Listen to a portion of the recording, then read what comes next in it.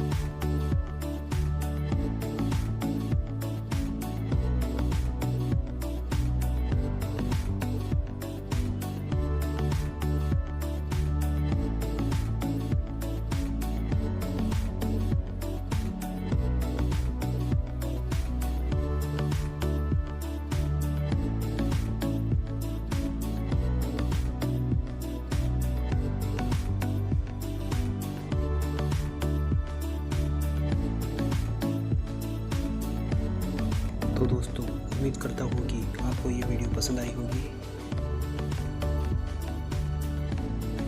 अगर आपको हमारा वीडियो पसंद आया हो तो लाइक करें, शेयर करें और साथ ही हमारे चैनल को सब्सक्राइब करें।